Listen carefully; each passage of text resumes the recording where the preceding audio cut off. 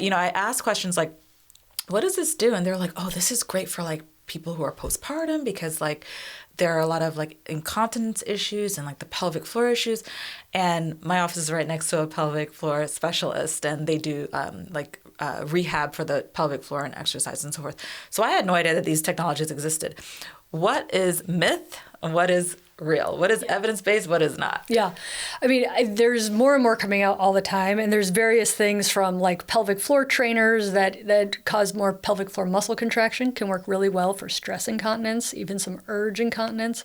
I think where it gets murky and uncomfortable for me is when I see, things that are not covered by insurance, that aren't FDA approved, being marketed to women to fix things that lasers just simply can't fix, like relationship issues, desire issues, body image issues, low hormone issues, right? I just got a message from a woman yesterday on Instagram. She's like, before I found you and vaginal estrogen, which costs $20, she's like, I spent $14,000 trying to fix this problem. Oh, wow. And I'm like, we shouldn't have to remortgage our house to pay for this. So I love new technology. Urologists are on the forefront in a lot of areas in technology.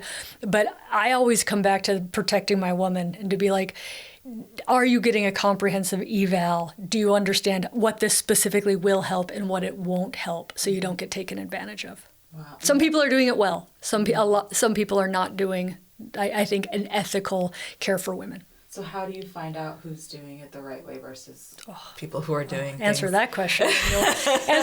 You'll break the internet. That's true. Didn't mean to put you on the spot there. I would say, again, I'm a urologist. I look at vulvas all day long, right? If somebody who really can assess your problem from a comprehensive plan of like, do you need pelvic floor physical therapy? Do you need hormones? Would a laser really help kickstart the health of your tissue, right? Somebody who can kind of incorporate it into the care of your problems instead of just being like, well, I can give your crow's feet some Botox and would you like a vaginal laser?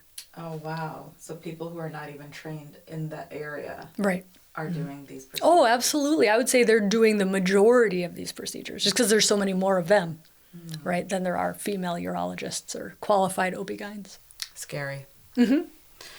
There are always online support groups for whatever, like for the STIs. There are support groups for that, for sexual trauma. What are some of the online resources for people who are living every day with pelvic floor issues, with painful sex and so forth? Are there any of those type of resources?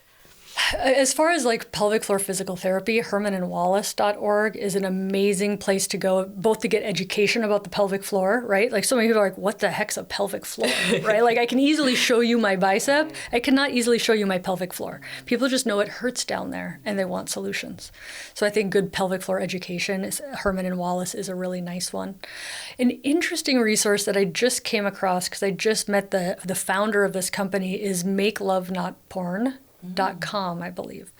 And they are basically normalizing what healthy communication, normal people, and what that looks like. And what I heard from the founder is that people who with a history of trauma can go in and at their own speed, learn what they want to learn and see who they need to see to be like, I see people who've had trauma who now have healthy sex lives. I think I want that now. It's a very safe, curated, I think it's not manipulating anybody. It's really an educational platform for saying all bodies deserve pleasure, all bodies deserve healing, and that's just an amazing resource I recently came across. That's awesome. I've never heard of that. Thank you. It's been around for 15 years. Wow. It's insane that I just heard about it. That's why we need to talk to each other, right? Yep. Or else we don't know. Yep.